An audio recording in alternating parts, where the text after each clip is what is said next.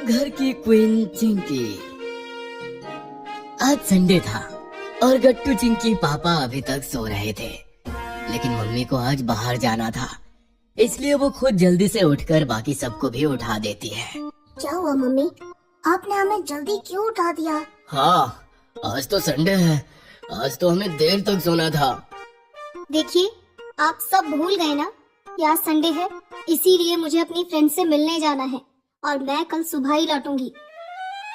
ओह हाँ, मम्मी आपने हमें पिछले हफ्ते बताया तो था, मगर मम्मी हमारे मूवी और पिज्जा का क्या होगा? क्या?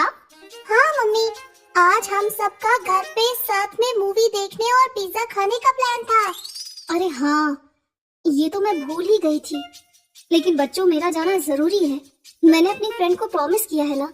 और चिंकी, मेरी बात ध्यान से सुनो। मम्मी चिंकी के पास आती है और उससे कहती है, क्या हुआ मम्मी? चिंकी, आज मैं तुम्हें बहुत जरूरी जिम्मेदारी देकर जा रही हूँ और वो है घर की जिम्मेदारी। मुझे सिर्फ तुम पर ही यकीन है। ऐसा समझ लो कि अब से लेकर कल सुबह तक के लिए, यानी पूरे 24 घंटे के लिए तुम ही घर की मॉम हो। तुम्हें सबका ध्यान रखना पड़ेगा। मम्मी की बात सुनकर चिंकी बहुत खुश हो जाती है। क्या सच में? यानी पापा और गट्टू को मेरी कही सारी बात माननी पड़ेगी क्योंकि मैं मॉम हूँ। हाँ चिंकी बेटा, लेकिन तुम्हें अच्छे से अपनी रिस्पॉन्सिबिलिटी निभानी होगी। Okay mummy. इतना कहकर मम्मी घर से चली जाती है।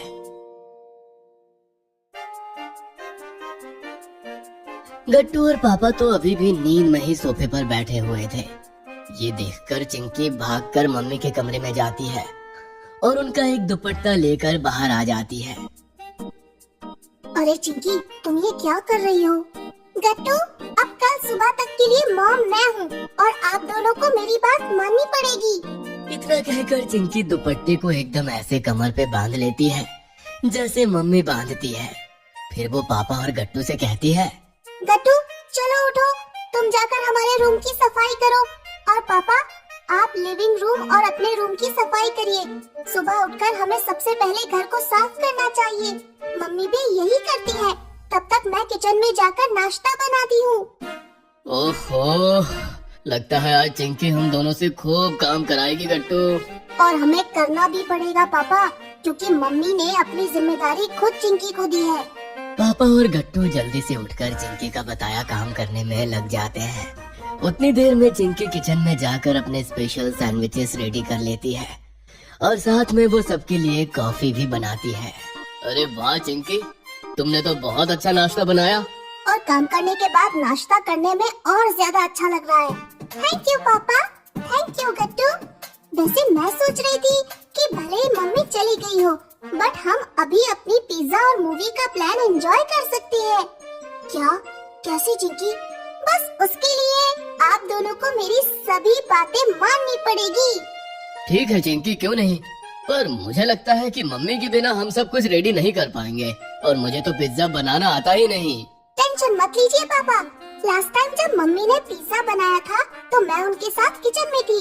आप बस मेरी मदद करिएगा ओवन यूज करने में और वेजिटेबल्स कट करने में। अच्छा, ठीक है चिंकी। और मुझे क्या करना होगा चिंकी?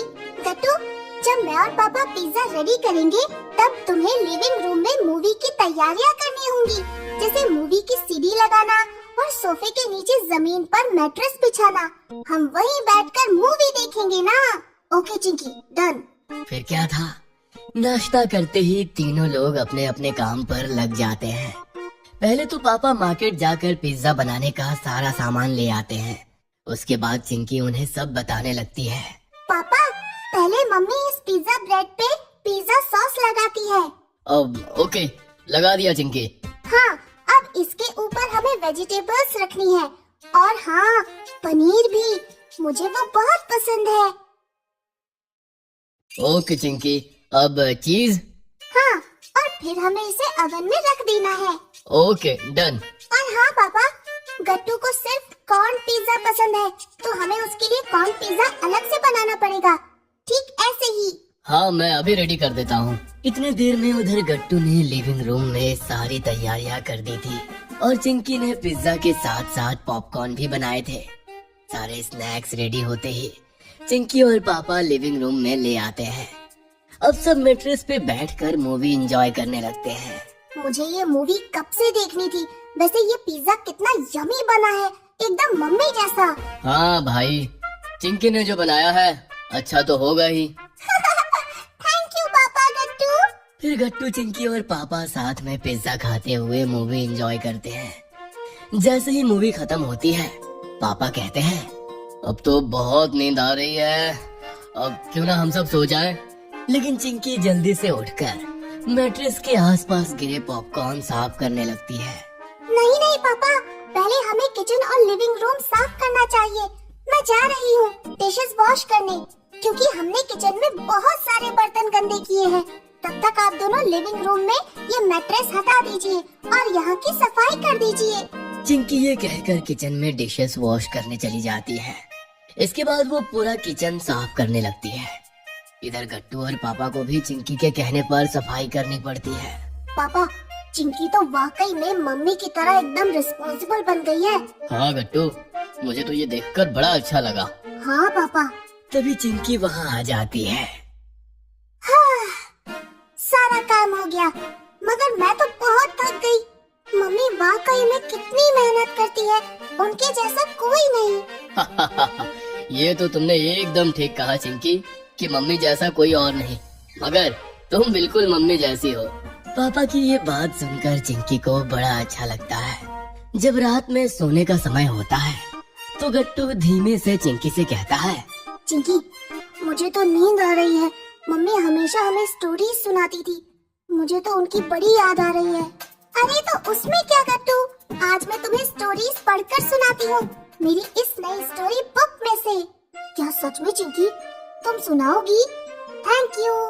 फिर चिंकी गट्टू को स्टोरी सुनाने लगती है। चिंकी के बोलने की आवाज सुनकर पापा भी वहाँ आ जाते हैं और ये नजारा देखकर चौंक जाते हैं। अरे वाह, ये सब क्या हो रहा है यहाँ?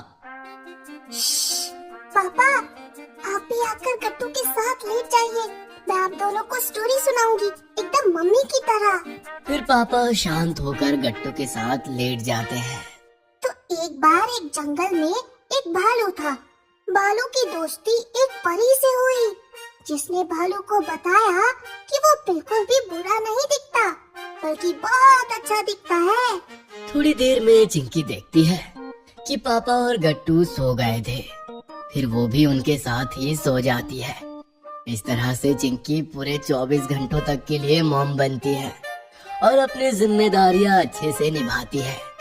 लेकिन वो ये भी समझ जाती है कि मॉम बनना कोई बच्चों का खेल नहीं,